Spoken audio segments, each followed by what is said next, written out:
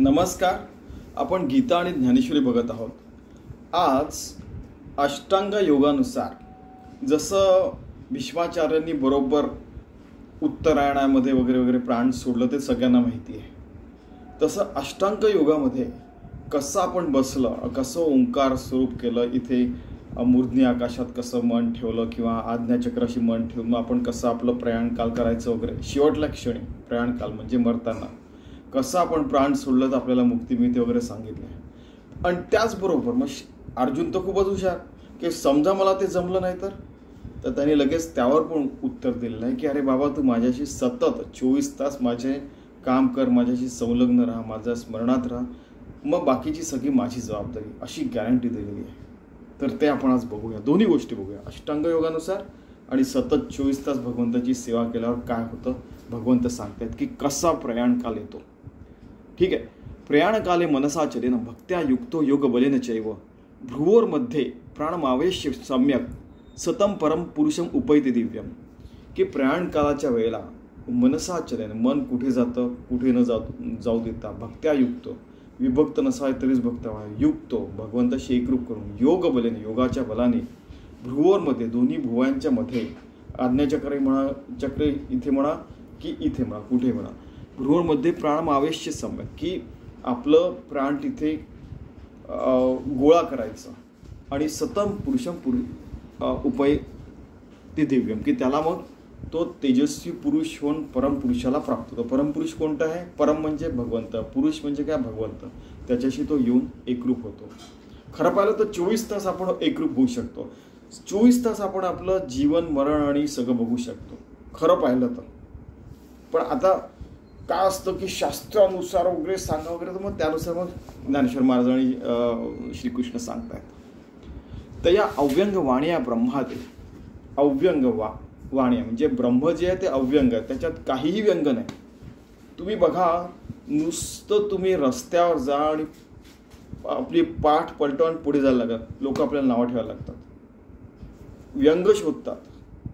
Even मोठ्या मोठ्या संस्थांमध्ये व्यंग शोधतात. प्रत्येक जीवामध्ये, प्रत्येक गोष्टीमध्ये सतत उणिवा काढणारे लोक असतात. पण त्या ब्रह्माला काहीच अव्यंग नाही. आता त्याच्याशी आपल्याला भेटायचं असेल, त्याच्याशी एकरूप व्हायचं असेल, तर मरण काळ जर का प्राप्त आलं तर आपण त्या अव्यंग ब्रह्माला कसं जाणावं, कसं स्मरावं, कसं त्याच्याशी एकरूप व्हावं, यावर ज्ञानेश्वर महाराज सांगतात. बाहेरी पद्मासन रचुनी उत्तराभिमुख बैसोनी जीवी सुख सुनी कर्मयोगाचे, की पद्मासनात बसून उत्तराभिमुख, उत्तरेकडे तोंड करून जीवात सुख मानून आणि कर्मयोग करून. कर्म म्हणजे काय हो? कोणीतरी मला विचारलं कर्म म्हणजे काय? म म्हणजे परमात्मा, कर्म म्हणजे भगवंताच्या कार्यामध्ये असणे, त्याला कर्म म्हणतात. कोणी उठून काय पण डेफिनेशन सांगतो, तसं नाही. कर्म म्हणजे असं की योगयुक्त कर्म, 24 तास भगवंताशी एकरूप होऊन, भक्त होऊन आपण कर्म करतो, त्याला कर्म म्हणतात. कोणी उठून काय पण बोलतं कर्म करणे की तेरी काय काय तो डायलॉग माझे स्वामीजी सद्गुरू हसले होते त्यावेळेला, तू सिर्फ कर्म कर, फल की आशा मत कर वगैरे वगैरे. हे म्हणे श्रीकृष्ण वगैरे त्यांना म्हणे असे डायलॉग बोलायचा वेळच नव्हते ते म्हणाले. मग शेवटी म्हणाले होते की कर्म म्हणजे काय? म म्हणजे परमात्मा, स्व म्हणजे परमात्मा, ब्र म्हणजे परमात्मा, ज्ञ म्हणजे परमात्मा. प्रत्येक अक्षरामध्ये परमात्मा आहे. त्याच्याशी एकरूप होऊन आपण काम केलं तर आपण सतत परमात्मरूप राहू शकतो. अगदी मरतानाच होऊ आणि तेव्हा स्मरण करू वगैरे असं काय नसतं. शेवटी ते सांगणार आहेत म्हणजे आतू मीनलोनी मनोधर्मे स्वरूप प्राप्तीचे प्रेमी आपे आप संभ्रमे मिळावया. आता एक अर्थ बघू आपण, कोणतं 93.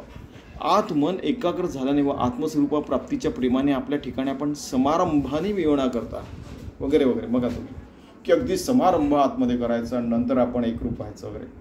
ठीक आहे ठीक आहे ठीक आहे म्हणायचं, नंतर पुढे चालायचं. स्वामीजी असे म्हणायचे आकळ लेनी योगे मध्य मार्गे अग्निस्थानोनी निघे ब्रह्मरंध्रा. की ब्रह्मरंध्र म्हणजे आपल्या इथे. ठीक आहे. की तुम्ही अर्थ बघा, म्हणजे मी सांगू शकतो की ते अष्टांग योगाने सुषुम्ना नाडीने जाणं वगैरे, पण प्रत्यक्ष वाचूया आपण की स्वाधीन झालेला अष्टांग योगाने सुषुम्ना नाडीच्या मध्यमार्गाने अग्निस्थानापासून ब्रह्मरंध्रास जाण्यास तो प्राण निघतो, की म्हणजे आपल्या सौरचक्रातून ब्रह्मरंध्राकडे प्राण चाललेला आहे वगैरे वगैरे. म्हणजे आपल्या नाभीपासूनही ब्रह्मरंध्रापर्यंत जसं अखंड चाले सोहम सोहम, असं ज्ञानेश्वर महाराज वगैरे पण म्हणतात, बरेचसे साधू संत म्हणतात तसं. तर 94 आपण बघितलं.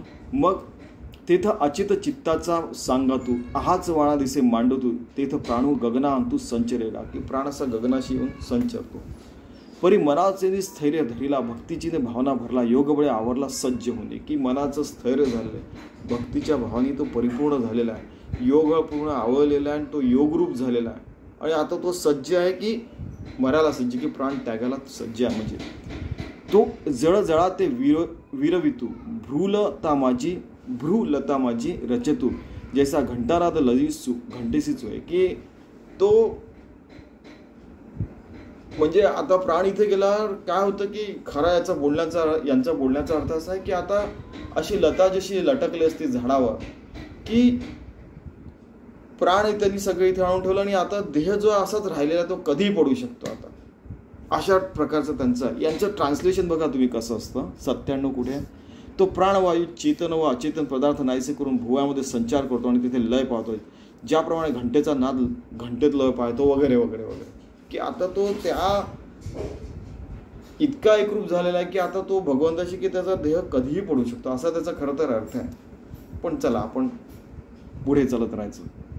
का झाकली या घटीचा दिवा, नेडीचे काय झाला केव्हा, या रीती जो पांडवा देह ठेवी, की त्याची अशी स्थिती होऊन जाते की झाकलेला दिवा असतो तो केव्हा गेला केव्हा विजला आपल्याला कळत नाही.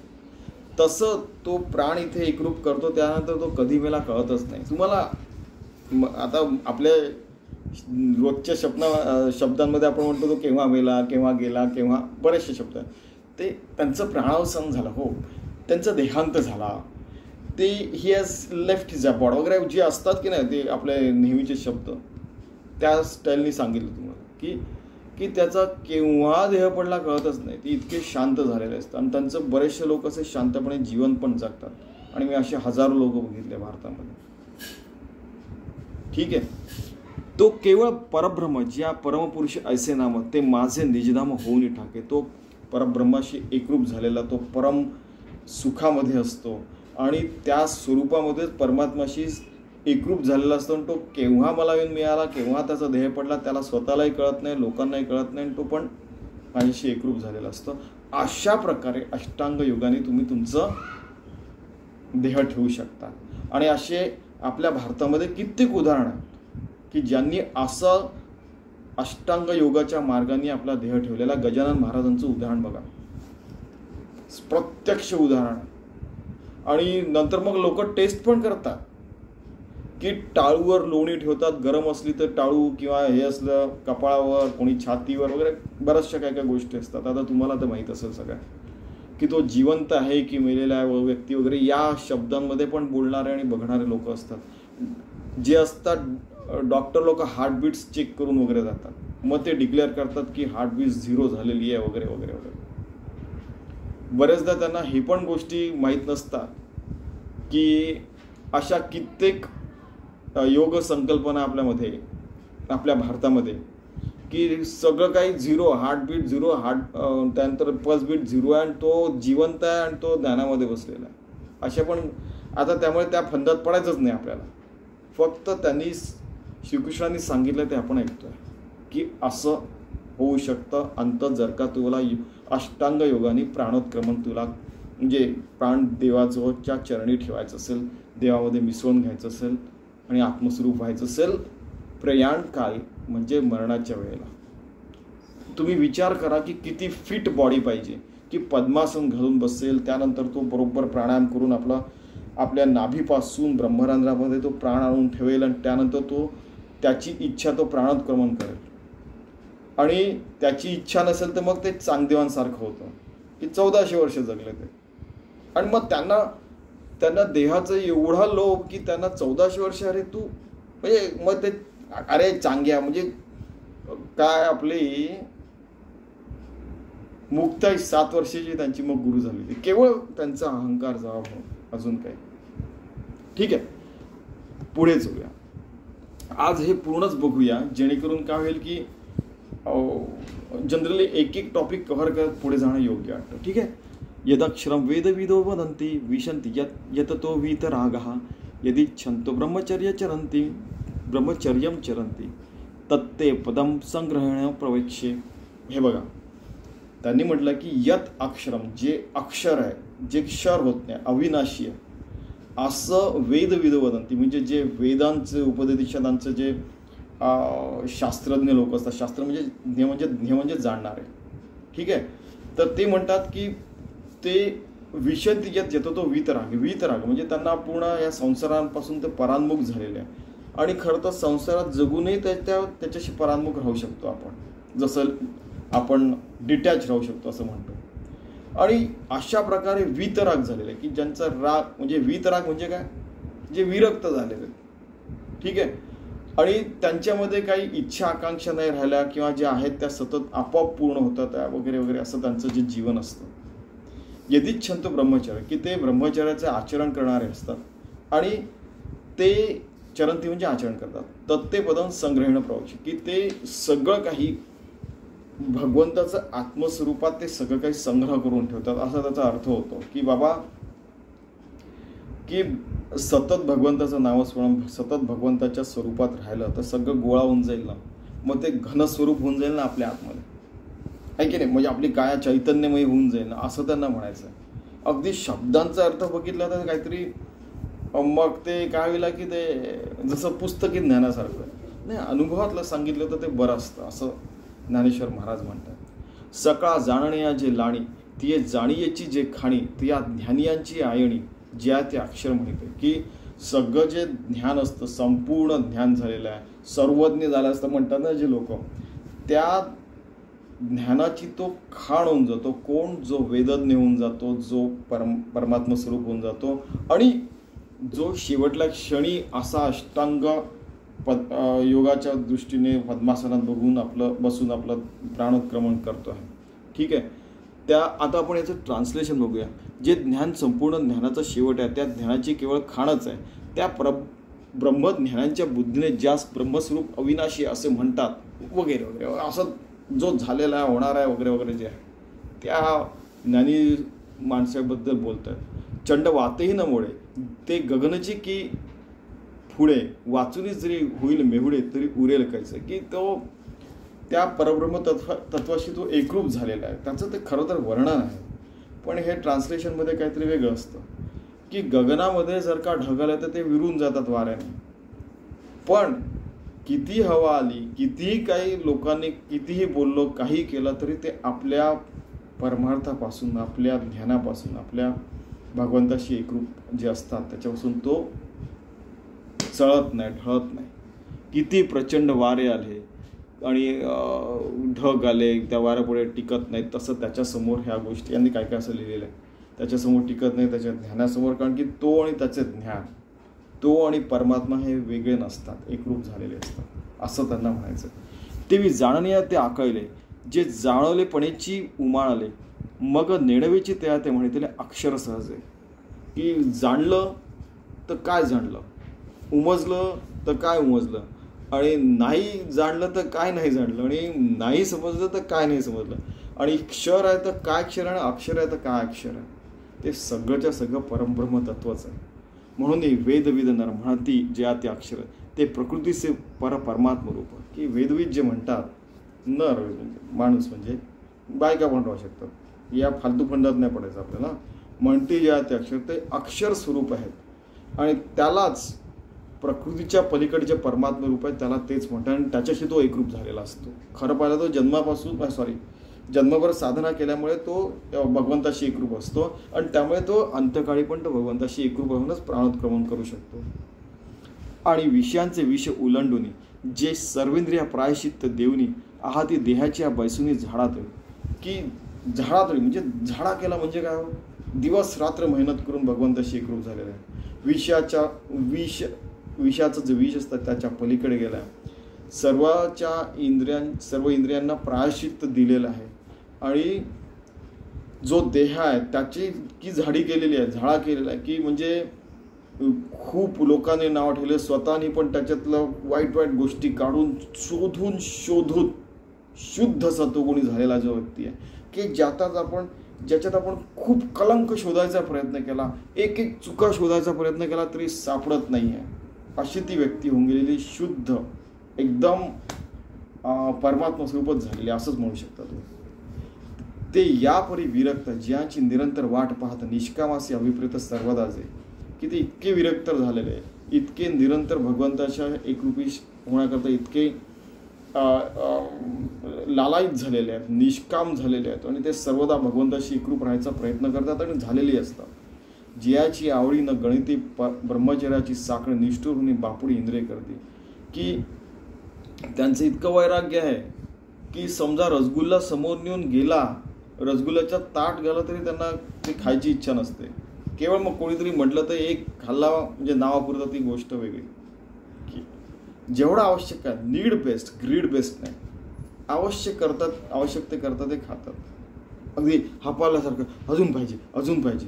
अरे झालं ना रे बाबा. म्हणजे स्वामीजी नेहमी ते 82 जिलेबीचं उदाहरण द्यायचं, कारण की त्यांनी ते बघितलं होतं की कॉम्पिटिशन लागली पुण्यामध्ये. ते एका जणांनी 42 खाल्ले. अच्छा, आता दुसरा पैलवान आला, त्यांनी 82 जिलेबी खाल्ले होते, जिलेब्या. ठीक आहे.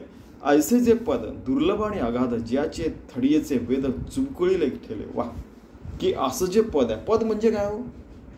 पद की परब्रह्म ददाती, की जे परब्रह्म पद आहे ते तुला दिलेलं आहे. याचा दिलेला म्हणजे काय? त्याच्याशी तू एकरूप झालेला आहे. कि दिला, मग तुला सर्टिफिकेट दिलं कि येस ये परब्रह्म स्वरूप हो गया, ये ब्रह्मविद हो गया है, ये ब्रह्मर्षी हो गया, असं certificate. This is not that पद, की त्याच्याशी एकरूप झालं आपल्याला कळत असते.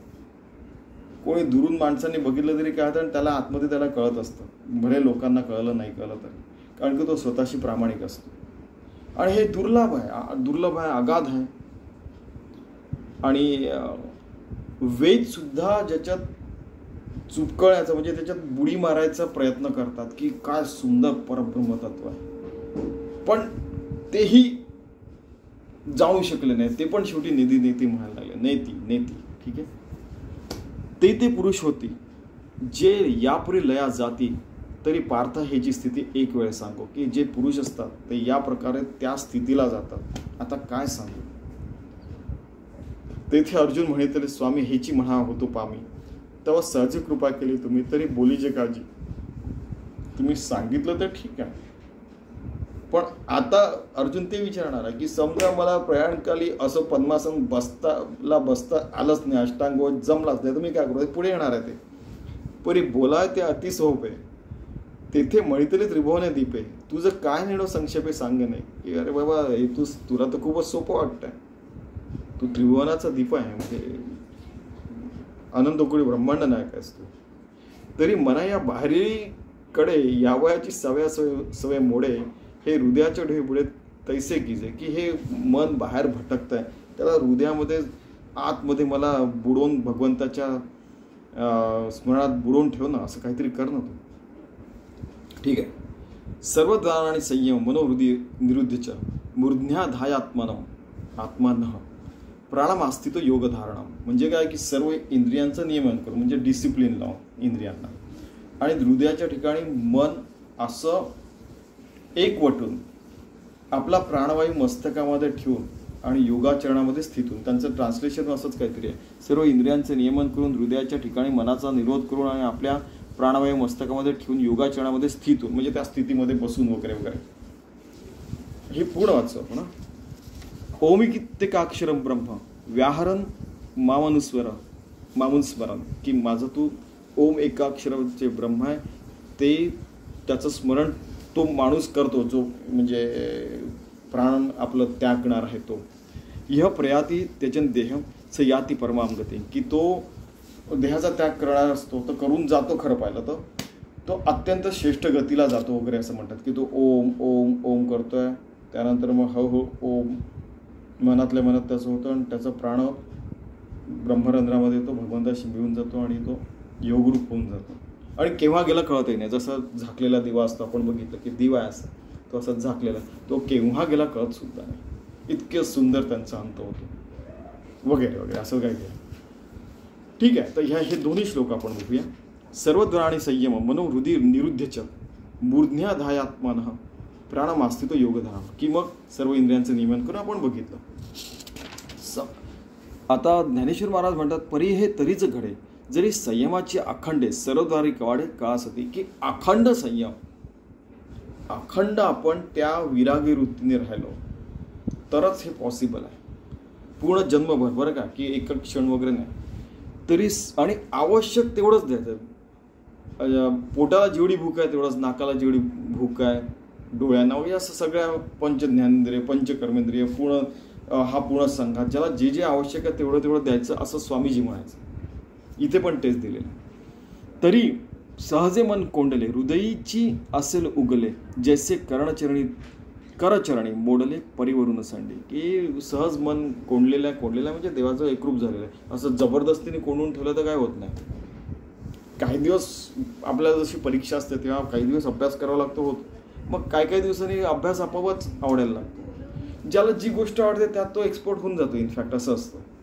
जसं ज्यांना सायन्स आवडतं ते सायन्स सतत वाचतात, त्याचेच व्हिडिओ बघतात, त्याचंच सगळं बघतात, त्याच्यात ते एक्सपर्ट होऊन जातात. जसे मग कोणताही कारागीर असो, कोणी सॉफ्टवेअर इंजिनियर असो, सॉफ्टवेअर इंजिनिअरिंगमध्ये पक्का होऊन जातो. त्याला ते लगेच ते कसं करायचं फटाफट जमायला लागतं.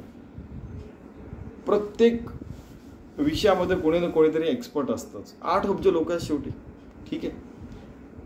आणि करचरणी मोडले परिवरून सांडे, की 13चं आपण उदाहरण बघूया, आपलं ट्रान्सलेशन बघूया, की मग ज्याप्रमाणे हातपाय मोडलेला मनुष्य घर सोडित नाही त्याप्रमाणे मन स्वभावतः कोंडलेले मन अंतःकरणात स्वस्थ राहील, की तो हातपाय जुळून, खरं पाहिलं मोडलेलंच काय, हातपाय जुळून तो भगवंताशी एकरूप राहू शकतो. तो पुढे जाऊ शकत नाही. त्याला भगवंतच एक ठिकाण असतं की तो तिथे रममाण होऊ शकतो, इतर ठिकाणी नाही होत. असे चित्त राहिल्या पांडवा प्राणांचा प्रणवूची करावा मग अनुवृत्ती पंथे आणावा मूर्धनीवरी, की असं चित्त पांडवा अर्जुना, की प्राणाचा प्राणव म्हणजे प्रणवूची करावा. प्राणाचा प्रणव म्हणजे की तो जे प्राण असतात त्याचा प्रणव म्हणजे ओंकार स्वरूप करावा. अकार तो ब्रह्मा, ओकार तो मकार महेश्वर, एका क्षणाला तू सर्व काही बघू शकतो, जन्म मरण हे सगळं काय, हा परमात्मा सर्वत्र असं तू बघू शकतो, असं त्यांना म्हणायचं आहे. तैसे चित्त राहिल्या पांडवा प्राणांचा प्रणवची करा मग अनुवृत्ती पंथे आणावा मूर्धनीवरी. मूर्धनी आकाश, मूर्धनी आकाश म्हणजे इथे स्वामीजी म्हणायचं.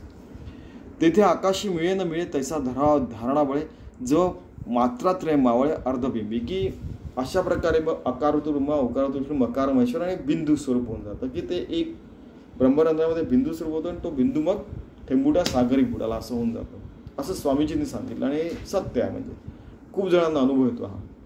तवरी तो समीरू निराळी की जे स्थिरू मग लग्नी जीवी ओंकारू बिंबीची विलसे, की ते एकरूप होऊन जातं. ओंकार आणि बिंब प्रतिबिंब एकरूप होऊन जातं, असं त्यांना म्हणायचं. किती सुंदर, जीव आणि शिव एकरूप होऊन जातं, स्थिर होऊन जातं. तुम्ही ट्रान्सलेशन बघा, असंच असेल. पण तोपर्यंत जो प्राणवायू मूर्धनी आकाशात निश्चल करावा मग अर्धबिंबात मात्रात्रयाचे असला ऐक्य झाले असता ओंकार अर्धमात्रेमध्ये जसा शोभतो लयास पावतो तसा प्राणी मूर्धनी आकाशात शोभतो, लयास पावतो आणि भगवंताशी एकरूप होऊन जातो, असं त्यांना म्हणायचं. आता ते ट्रान्सलेशन म्हणजे हे असतंच ना, की शब्द ते अर्थ घेतात आणि त्याचा भावार्थ असा निघतो की तो भगवंताशी एकरूप होऊन जातो. की ओम असं आपण लिहिलं आणि त्याच्यावर चंद्राकडला असा बिंदू ठेवला, त्या बिंदूशी एकरूप होते इथे आणि तो बिंदू मग भगवंताशी एकरूप होऊन जातो, असं त्यांनी लिहिलेलं आहे खरं पाहिलं. ओम इत्येकाक्षरम ब्रह्म व्याहरन मामनुस्मरण या प्रयाती त्यजन देहम स याती परमाम गती, की ओम हे एकाक्षर ब्रह्म आहे.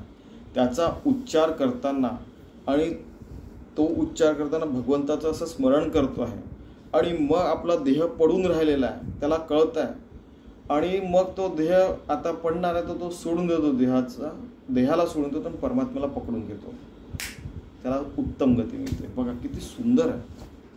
आता यांचं ट्रान्सलेशन आपण काहीतरी वेगळं असेल, पण आपण बघतोय ओम इत्येकाक्षरम ब्रह्म व्याहरण मामनुस्वर, की ओम इत्येकाक्षरम ब्रह्म म्हणून ओम ओम ओम म्हणत शांत होऊन तो ओंकार ध्वनी त्या भगवंताशी एकरूप करून एवढूसं ओंकाराचं बिंदू असतं तसं होऊन त्याच्याशी एकरूप होऊन तो तेंबुटा सागरात बुडवून तेजन देह त्याग केलेला आहे आणि त्या परमगतीला गेला, की हळूहळू देहाला सोडतो आणि परमात्म्याला पकडतो आणि पूर्णच परमात्म्याला पकडून घेतलं आणि देह सुटून गेला, टर्फलासारखा पडून गेला आणि तो तो जो थेंबुडा असतो तो सागरामध्ये मिळून गेलेला असं होऊन जातं. किती सुंदर.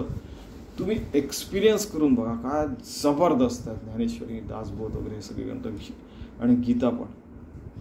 यांचं ट्रान्सलेशन बघा तुम्ही. ओम या एकाक्षरी ब्रह्माचा उच्चार करीत असता व माझे स्मरण करीत असता जो देहाचा त्याग करून जातो तो अत्यंत श्रेष्ठ गतीला पावतो. या क्षणी का नाही होऊ शकत हो?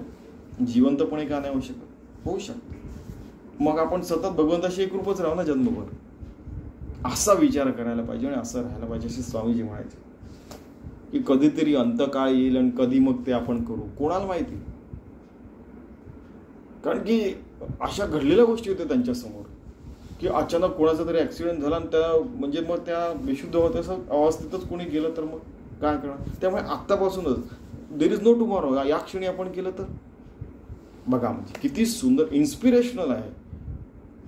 मरण हे निगेटिव्ह माइंडेडनेस नाही आहे, मरण हे पॉझिटिव्ह माइंडेडनेस आहे की आपण आपल्याला चांगलं मरण आहे आणि चांगलं सगळं करावं लोकांचं. किती पॉझिटिव्ह वृत्ती आहे बघा. ज्ञानेश्वर महाराज काय म्हणतात, तैसे ओम हे स्मरो सरे आणि तेळे तेथेची प्राणुपुरे मग प्रणवांती उरे पूर्ण घनजे. की ओम हे स्मरण, त्याचं स्मरण सरून जातं म्हणजे संपून जातं आणि फक्त प्राण जो पुरलेला आहे तो भगवंताशी एकरूप होता आणि ओंकार ओंकार जो ध्वनी आहे तो पण शेवटला उरलेला आहे आणि तो पण भगवंताशी एकरूप पूर्ण घनून गेलेला आहे. पूर्ण हे सगळं घनस्वरूप सगळीकडे आहे. घनस्वरूप म्हणजे असं नाही, हे सॉलिड नाही. घनस्वरूप जो परमात्मा आहे त्याच्याशी एकरूप होतं, पूर्ण घन होऊन जातो. हा सुंदर लँग्वेज आहे बघा. तैसे ओम हे स्मरो सरे, स्मरण तो पण सरून जातं आणि तिथेची प्राणुपुरे, तिथेच प्राण आहे तोपर्यंत आपण ओम ओम म्हणतोय. नंतर मग काय, प्राणाच्या अंती उरे पूर्ण घन, मग त्याच्याशी जीवाचा देहाशी संघ सोडून देऊन परमात्माशी संघ एकरूप होऊन गेलेला, पूर्ण घडून गेलेला आहे. काय जबरदस्त आहे हो. म्हणून प्रणवाईक नाम हे एकाक्षर ब्रह्म जो माझे स्वरूप परम स्मरत सांता. की ते प्रणवाईक म्हणजे ओंकार, प्रणव म्हणजे ओंकार, हे एकाक्षर ब्रह्म आहे, ते माझं स्वरूप आहे आणि ते स्मरण येत असतानाच अंत आला. आता आपण अगोदर सांगितलं तसं. अजून काय पाहिजे. यापरी त्याची देहाते तो त्रिशुद्धी पावे माते जया पावणया पर्वते आणिक पावणेने. की हेच सगळ्यात मोठं पावन आहे आणि पावणं पण आहे की हे शुद्ध पवित्र आहे आणि तेच आपल्याला प्राप्त करायचं. पावणं म्हणजे काय, प्राप्त करणे. येथ अर्जुना जरी विपाय तुझा जीवी हन ऐसे जाय नाहे स्मरण मग होय कायस यावरी अंती. की अर्जुना अशा प्रकारे तू पूर्ण जीवनभर असं जन्म घालवला, त्याचं स्मरण जे आहे अंती पण तेच आठवणार आहे ना. बघा त्याचं ट्रान्सलेशन 120. येथे अर्जुना कदाचित जर तुझ्या मनात असं वाटेल की अंतकाळ हे स्मरण करा हे खरं, पण अंतकाल हे स्मरण कशाने होणार, कारण की जन्मभर केला तरच होईल ना. म्हणजे तो प्रश्न आहे, त्याचं उत्तर पण आपण दिलेलं आहे. ठीक आहे. इंद्रिया अनुघडू पडलिया जीविताचे सुख बुडालिया आतू बाहेर उघडलिया मृत्यूचिन्हे.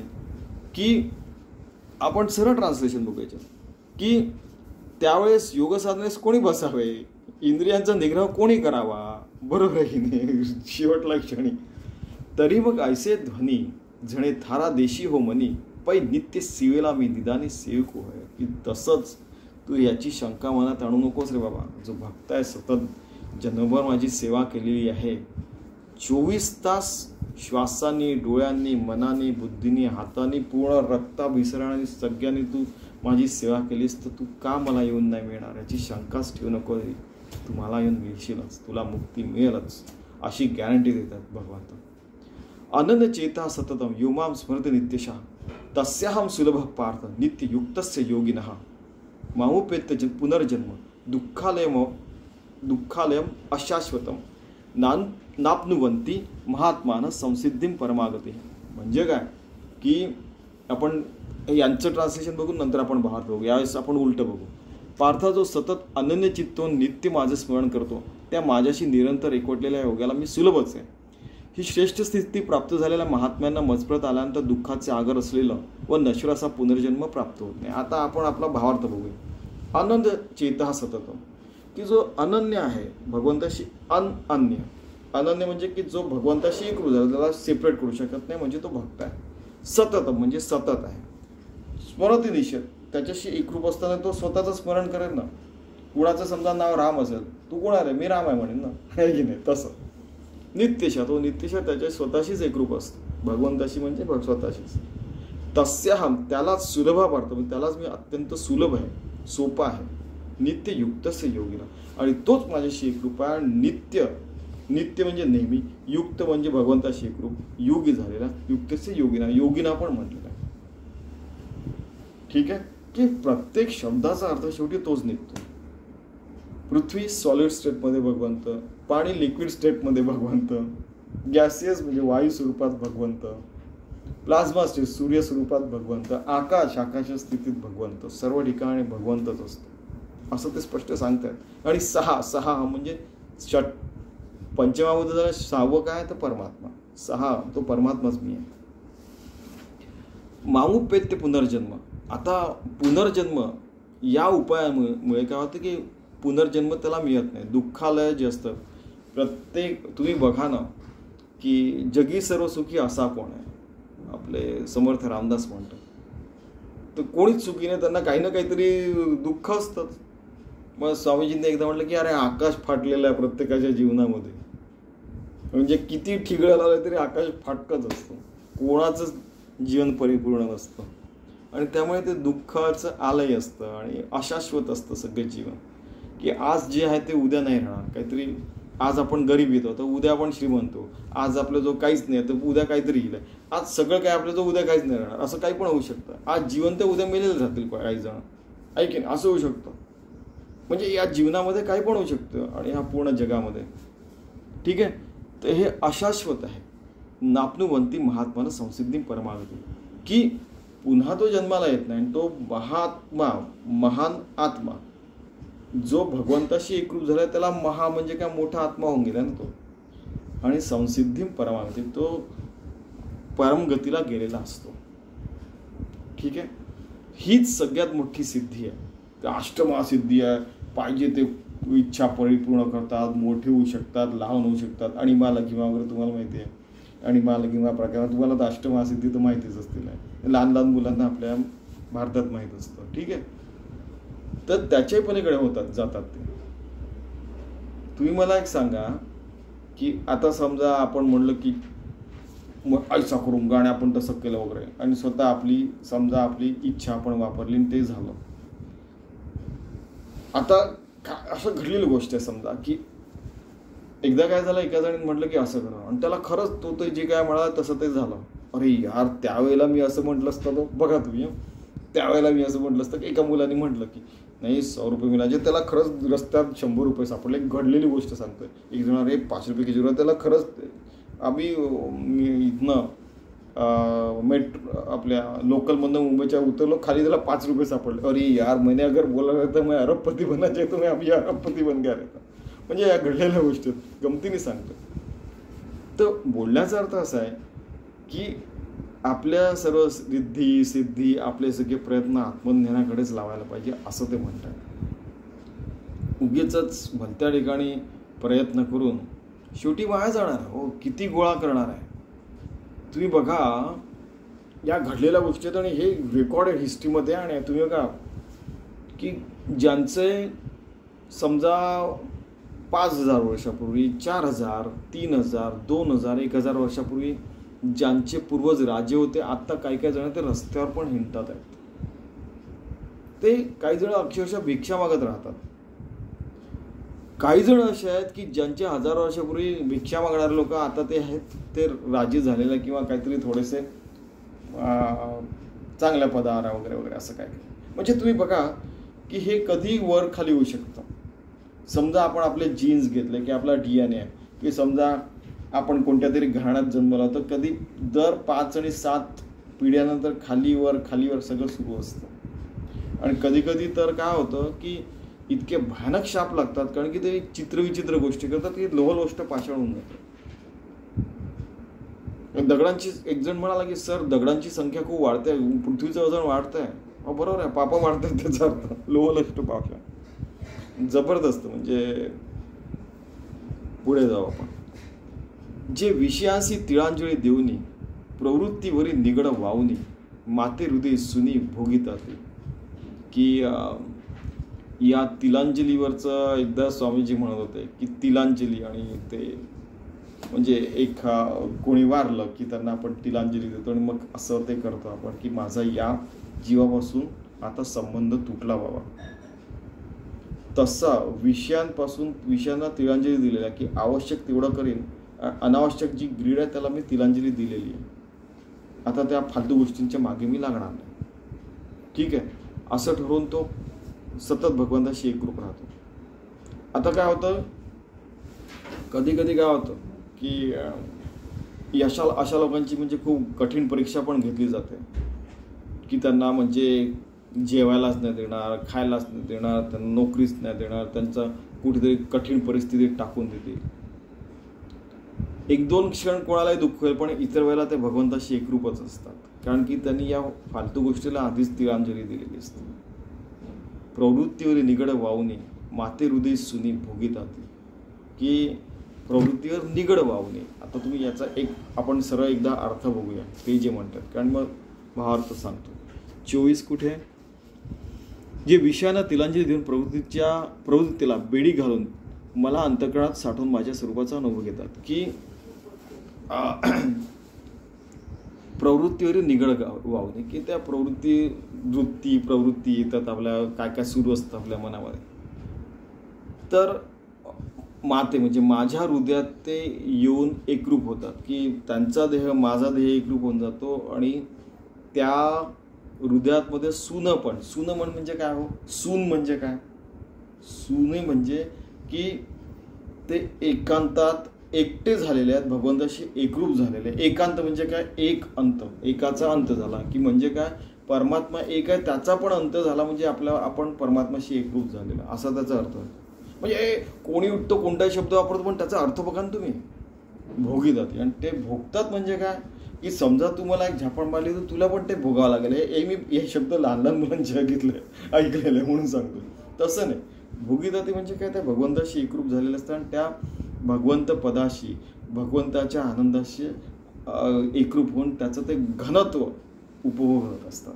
म्हणजे ते अमृत चाखत असतात. ते त्याचा अर्थ देह अमर नाही होणार, तो आत्मा भगवंताशी एकरूप होऊन तो अमर होऊन जातो. म्हणजे काय, की त्याचा परमात्मामध्ये विलीन होऊन तो अमर झाला. अमर झाला म्हणजे काय, भगवंताशी एकरूप झालेला आहे. अरे फिर तो क्या, आप तो योगी, तो क्या आप अमर बनेंगे क्या, चांदो जैसे 1400 साल जिएंगे. अरे म्हणजे एवढं काय अट्रॅक्शन आहे मला कळतच नाही.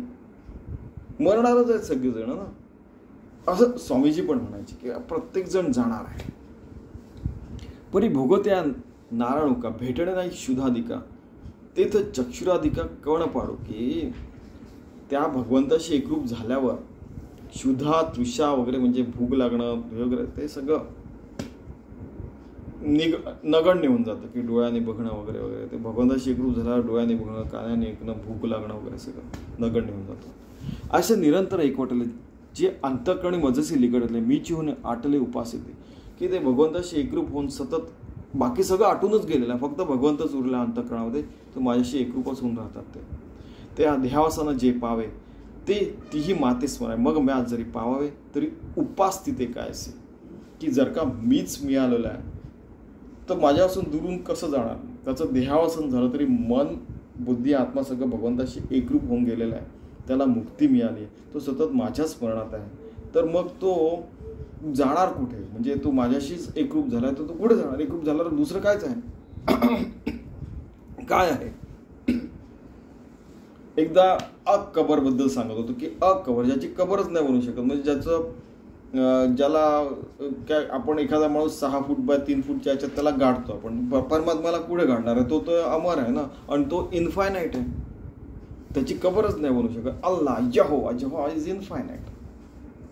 परमात्मा इन्फायनाईट आहे. त्या इन्फायनाईट वस्तूला इन्फायनाईट गोष्टीमध्ये बुडवलं समजा इन्फायनाईट, तर त्याच्या पलीकडे आहे, पण तो अजून इन्फायनाईट आहे, त्याच्या पलीकडे आहे, नाही की नाही. म्हणजे जबरदस्त आहे बघा. पै रंकू एक आडलेपणे काकुळी ती अंती धावा गा धावा म्हणे तरी तयालीच तयाच ये ग्लानी धावणे काय ना घडे माझं. की 28 बघा तुम्ही, जर कोणी एखादा दिन अडल्यामुळे मरणासमयी काकुळतेने मला देवा धावा हो धावा असं म्हणाला तर त्याच्या संकटसमयी मी धावत नाही काय. त्याने म्हटलं की देवा धावू नये. अशी कित्येक उदाहरण आहे की अंतकाली त्यांनी देवा धावा मला मदत करा, धावून गेलेला आहे देव. म्हणजे सगुणपणे धावून गेलेला आहे, निर्गुणपणे धावून गेलेला आहे, कोणाच्या थ्रू मदत पाठवली, अशा बऱ्याचशा गोष्टी घडतात की देव काय. म्हणजे आपल्याला बऱ्याचदा वाटतं की तो माणूस वाईट आहे, पण तो पण येऊन आपल्याला मदत करतो. कारण काय, त्याच्यात भगवंताचा अंश असतो. त्याची बॉडी पण पंचमहाभूतांनी बनलेली आहे. प्रत्येक माणसामध्ये काही ना काही चांगलं, काही ना काही वाईट असतं. जो 99.9999999% चांगला असतो तो साधू संत होऊन जातो, आणि जो 99.9999 वाईट गोष्टी करतो मग तो त्याला मग खूप साधना करावं लागतं पुन्हा शुद्ध व्हायला, असं त्यांचं म्हणणं. अजून काही नाही. कारण की प्रत्येकाला आत्मज्ञानाचा हक्क आहे.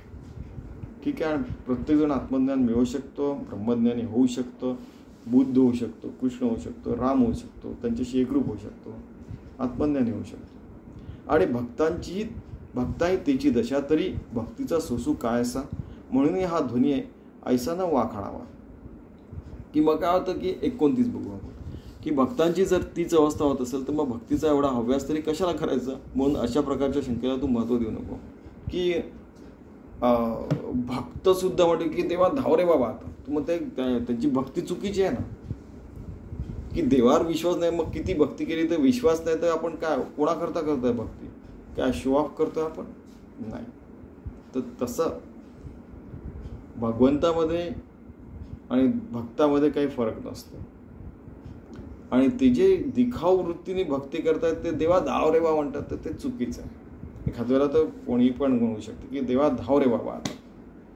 कोणीतरी म्हाताऱ्याने त्यांना कोणी मदत करत नाही तर नॅचरली म्हणाल की देवा धाव रे बाबा. कारण की त्यांनी जन्मभर मेहनत केलेली असते. प्रत्येक माणूस खूप मेहनत करत असतो, ते दिसत नाही आपल्याला. तीही जे वेळी मी स्मरा ते वेळी स्मरला की पावा तो आभारूही जीवा सहावेची ना. की तीही वेळी त्याच वेळेला समजा माझं स्मरण केलं आणि स्मरला ज्या वेळेला खरं पाहिलं तर ज्या वेळेला माझं स्मरण करतो त्याच वेळेला मी त्याला पावतो असं त्यांना म्हणायचं. आणि समजा मला पावलं तर तो जीव सहन करू शकेल का. की बरेचदा असं म्हणतात की आता काल आम्ही एका ठिकाणी गेलो होतो, तिथे देऊळ होतं, तर मुलांच्या कामाकरता गेलो होतो, तिथे आपण देवळात गेलो. तर एकदम आठवलं की अरे आपल्याला विठ्ठल 51 मिनिट आपलं अनन्यास चिंतोय आपलं ऐकलेलं आहे. लोक तर म्हणतात की अस्तित्वातच नाही विठ्ठल वगैरे, सगळं थोतांड आहे. मग आता समजा आपण शंका घेतली तर आपल्याला दिसलंच नाही, मग आहे की नाही. असं नाही. मग वेदांत चुकीचा, वेद चुकीचे, सद्गुरू चुकीचे, सगळं चुकीचं होते असं तर नाही आहे की नाही. कारण की असं असतं की दोन्ही साईड सांगतात आहे की आपण पॉझिटिव्ह मार्गाने राहतो तर दुसरे जे असतात ते आपल्याला सतत निगेटिव्ह मार्गावर टाकायचा प्रयत्न करतील की हे अस्तित्वातच नाही वगैरे. आणि ह्या सगळ्या गोष्टी सगळ्यांना सहन कराव्या लागतात. आपण कोणी आकाशातनं टपकलेलं नाही या शब्दात बोललेले आहेत लोक बरं का, की ते आसमान से आहे किंवा फरिश्त आहे किंवा वगैरे वगैरे, असं काही नसतं. आसमानमधून आलं तरी तिथे काय, तिथे परमात्मा आहे. इथे काय, इथे परमात्मा. ही पृथ्वी पण परमात्मा स्वरूप आहे, मी पण परमात्मा स्वरूप, तुम्ही पण परमात्मा स्वरूप आहे. 130 बघा तुम्ही, की त्यांनी ज्यावेळी माझी आठवण करावी त्यावेळेला स्मरण करतात मी पावा एवढे ओझे देखील माझ्या मनाला सहन होत नाही. भगवंत म्हणतात की मला कुणाचंही दुःख भगवत नाही, त्यांनी बोलवलं तर मी सतत त्याच्यासमोर येऊ शकतो आणि त्याला प्रकट करून दाखवू शकतो. खरं तर देव स्मरण केल्याबरोबर आपल्या समोर असतोच असतो, आत बाहेर सर्वत्र असतो. ते स्मरण हे भगवंतामुळेच होतं, हे पण लक्षात ठेवा. आणि त्यांचं स्मरण केल्यावर ते येणार नाही असं शक्यच नाही. आपल्याला इतरत्र कुठे जायची गरजच नाही, आपणच भगवंताशी एकरूप आहोत. म्हणजे त्याच्याशी ठामपणे एकरूप होणं हेच आपल्या हातात असतं. ते ऋण वैपण देखोनी अंगी मी आपुलियाची उत्तीर्णत्वा लागी भक्तांची तनुत्यागी परिचर्या करे. की ते माझं स्मरण करतात जन्मभर, तर त्यांचं ऋण उतरवण्याकरता मला स्वतःला उत्तीर्ण व्हायचं आहे, म्हणून मी भक्ताला मदत करायला धावतो. म्हणजे भगवंताला सर्टिफिकेटची गरज नाही, पण ते सर्टिफिकेट मिळवायचा प्रयत्न करतात की नाही बाबा तू स्वतःचं नुकसान नको करू, तुला पास केलं तर मी पास होईल. किती नम्रता आहे बघा. देह कैवल्याचा चूक आहे थांबा, देह वैकल्याचा देह वैकल्याचा वारा जणे लागेल या सुकुमारा, म्हणून आत्मबोधाचा पांजिरा सुयेत यात. की एकदम लक्षात येतं की देह वैकल्याचा वारा. तुम्ही खूप सुंदर ट्रान्सलेशन याचं बघा तुम्ही. देहांत समयतेच्या व्याकुळतेचा संबंध कदाचित माझ्या सुकुमार भक्ताला लागेल, म्हणून त्यास मी आत्मज्ञानाच्या पिंजऱ्यात ठेवतो. बघा किती सुंदर, याचं जबरदस्त ट्रान्सलेशन. की देहांताच्या समयी समजा आता एक इमॅजिन करा की आपल्याला खूप जोरात लागला, आपण आ म्हणून तळमळून राहिलेलो आहे आणि आता अंत होणार आहे आपला, तर त्यावेळेला भगवंत धावून येतो आणि हे माझं कर्तव्य आहे. भगवंत म्हणतं की त्याला आत्मज्ञानाच्या पिंजऱ्यात ठेवून त्याला माझ्याशी एकरूप करून मी घेतो. काय जबरदस्त आहे. काय ओळींचं ट्रान्सलेशन जबरदस्त आहे आणि काय अगदी शब्दशः ट्रान्सलेशन. त्यांची पण मेहनत आहे हो. एवढं सगळं ट्रान्सलेट करणं, सगळ्यांशी विचार विनिमय करून कोणाचं मन दुखणार नाही असं ट्रान्सलेट करणं, हे शब्द म्हणजे म्हणतात ना, काही जण म्हणतात शब्दांचा खेळ नाही हो, हा अनुभवाचाच आहे आणि ते अनुभवीच जाणते असं ते म्हणतात. वरी आपुलिया स्मरणाची उवाईली ही व ऐसी करी सावली, ऐसने नित्यबुद्धी संचली मी आणि तयात. की माझं जे स्मरण आहे म्हणजे काय बोलणार, म्हणजे भगवंताची गॅरंटीज आहे हो. बघा तुम्ही 33. शिवाय आणखी माझ्याविषयी त्याला असलेले स्मरण हीच माझी प्रशस्त थंडगार अशी सावली आहे, ती त्या पिंजऱ्यावर मी करतो. अशा तऱ्हेने आत्म्याच्या नित्यतेविषयी दृढ झालेली बुद्धी मी त्याला देतो. अंतसमयी मी त्याला बुद्धी देतो की तू माझ्याशी एकरूप आहे, तू निश्चिंत राहा अशी शाश्वती देतो. काय जबरदस्त. वरी आपल्या स्मरणाची उवायली ही व ऐसे करी सावली, ऐसे नित्यबुद्धी संचली मी आणि तयार. की अशी जी नित्यबुद्धी आहे, बुद्धी धी म्हणजे बुद्धी म्हणजे आणि बुद्धी म्हणजे काय आपण काल बघितलंय, बुद्धी समाधी बुद्ध वगैरे, त्या भगवंताशी एकरूप झाल्यावर त्याच्यातच संचार करतोय तो परमात्मा सर्वत्र. आणि अशी बुद्धी मी त्याला देतो आणि तो माझ्याशी एकरूप होऊन जातो अंतकाळी. आणि त्याबद्दल तू निश्चित राहा. तू जन्मभर तू भगवंताचं नामस्मरण कर, त्याच्याशी एकरूप राहा, 24 तास भगवंताची सेवा करायचा प्रयत्न कर, गॅरंटीड तुला नित्यमुक्तता मिळेल. अशी गॅरंटी भगवंत देतात. म्हणून देहांतीचे साकडे माझिया कहीची न पडे, मी आपुलिया ते आपुलीकडे सुखेची आण. की त्या माझ्या भक्ताला मी अनासायास त्याला ही सुख आणून देतो, माझ्याशी एकरूप करून देतो. वरचिर देहाची गवसणी फेडूनी, हाच अहंकाराचे रज झाडूनी, शुद्ध वासना निवडूनी आपणापा मिळवी. की आत्माचा जो असतो आपला समजा जीवात्मा जो असतो तो भगवंताशी एकरूप होणार आहे की नाही. पण त्या जीवात्म्याला जर का थोडासा जरी अहंकार असेल तर तो झाडून टाकतो आणि त्याच्या वासना पण शुद्ध करून टाकतो की मला भगवंतच पाहिजे, रसगुल्ला नाही पाहिजे. आणि असं बाजूला करून त्याला मी माझ्याशी एकरूप करून घेतो. यांचं ट्रान्सलेशन पण सुंदर आहे मला असं वाटतं. बघा, आत्म्यावर असणारी देहरूपी गवसणी काढून टाकून, म्हणजे आपली खोळ काढून टाकून, समजा अहंकाररूपी वरवर असणारी धूळ झाडून, अहंकाराची धूळ झाडून टाकतो. शुद्ध वासना पण शुद्ध करतो, केवळ काढून घेऊन त्या भक्ताचे मी आपल्याशी ऐक्य करतो. ऐकले ठीक आहे. तर काय ठिकाणी खूपच सुंदर ट्रान्सलेशन आहे.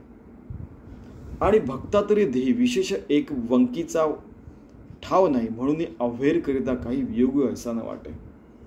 की भक्त एकरूप झाला तर त्याला वियोग वाटणार नाही, एवढं एकरूप करून घेतो. नाही ते छोटंसं बाळ असतं, आई दूर गेला प्या रडायला लागतं, तसं तो प्या रडू देत नाही. त्याला माझ्याशी मी असं जवळ घेऊन त्याला छान गाई करून त्याला झोपी घालतो आणि त्याला एकरूप करून घेतो. Super. There is no better example than छोटंसं बाळ आणि आई. ना तरी देहांतीची मिया यावे, मग आपण पया ते न्यावे, ही नाही सवय जी आधीची मज मिळाले. की आता देहांताचा आहे आणि तो आधीच माझ्याशी एकरूप झालेला आहे, त्याचा स्वभाव माझ्याशी एकरूप झालेला आहे. मग आता काय उरलं. येरी शरीराची या सरिली असतेपणा, हेची सावली वाचून चंद्रिका ते ठेली चंद्रीच आहे, की चंद्राच्या प्रतिबिंबामध्ये सावली पडली ही गोष्ट वेगळी आहे, पण आपण चंद्राचे चांदणच होऊन त्याच्याशी एकरूपच झालं तर मग काय राहिलं आहे की नाही. याचं ट्रान्सलेशन बघा तुम्ही की काय पुढे गेलं ते. एरवी चंद्राच्या चांदण्याचा भास जरी पाण्यात झाला तरी चांदणे चंद्राच्याच ठिकाणी असते, त्याप्रमाणे शरीरूप पाण्यात जरी तो भक्त दिसला तरी तो नुसता भास मात्र आहे, वास्तविक तो माझ्या स्वरूपाशी एकरूपच आहे. की त्या चंद्राच्या चांदण्याशी एकरूप झालं तर मग राहिलं काय, आपण भगवंताशी एकरूपच झालो की नाही. तेच मी म्हटलं यांनी म्हणजे बघा की शेवटी सगळे साधू संत एकच आहेत आणि एकच गोष्ट सांगतात. पुढे मग क्लेश तुरुची वाडी, जे तापत्रयाग्नीची सगळी, जे मृत्यू काकासी कुरुंडी सांडिली आहे. कुरुंडी म्हणजे माहिती आहे ना, कुरुंडी करून टाकली म्हणजे जसं की क्लेश तुरुची वाड म्हणजे आपल्याला खूप त्रास होतोय समजा, आणि तापत्रय की तपश्चर्या केली. तुम्हाला तर माहिती आहे की पंचाग्नी साधन, हे साधन तापत्रय वगैरे करतात. आणि मृत्यू काकासी कुरुंडी की आता आपण परमात्मा रूप झालेलं आहे आणि त्या मृत्यूच्या गोष्टीला एक छोटीशी म्हणजे कुरुंडी करून आपण टाकून दिले आणि आपला देह सोडला आणि भगवंताशी एकरूप झालेला आहे असा याचा अर्थ निघतो. आपण त्याचं पण ट्रान्सलेशन बघूया कारण की खूप इम्पॉर्टंट होऊया. 140 कुठे गेलं. नंतर जे शरीर दुःखरूप वृक्षांची बाग व अध्यात्मादी 3 तापरूपी विस्तवाची शेगडी व मृत्यूपी कावळ्यास उतरून टाकलेला बळी आहे. कुरुंडी करून टाकला. खरं पाहिलं तर की त्या काकाला म्हणजे त्या कावळ्याला तुम्ही हे देता, तुम्हाला तर माहिती आहे की शेवटी ते कावळा येऊन त्या अन्नाला शिवून जातं वगैरे वगैरे, तिथपर्यंत बोललेलं आहे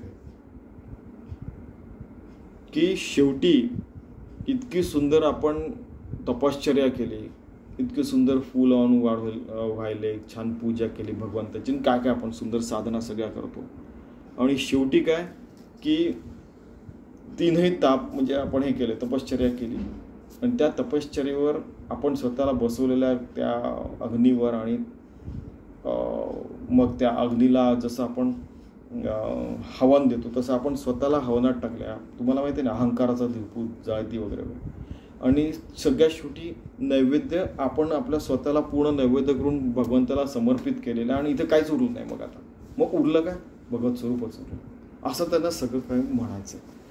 ठीक आहे. जे दैन्याचे दुभते, जे महाभयाते वाढविते, जे सकळ दुःखाते पुरते भांडवल, की दैन्य पण गेलेलं आहे, महाभय गेलेलं आहे, सगळं दुःख पण गेलेलं आहे, आणि सगळं जे भांडवल आहे वाईट गोष्टींचं तर गेलेलं आहे. भगवंताशी एकरूप झाला राहिलं काय हो. जे दुर्मतीचे मूळ, जे कुकर्माचे फळ, जे व्यामोहाचे केवळ स्वरूपीची, की वाईट गोष्टींचं मूळ असतं, कुकर्माचं जे फळ असतं, मोहाचं जे असतं ते सगळं गेलेलं आहे, भगवंताशी एकरूप झालेलं आहे. अशा स्थितीत आपण राहायला पाहिजे असं त्यांना म्हणायचं.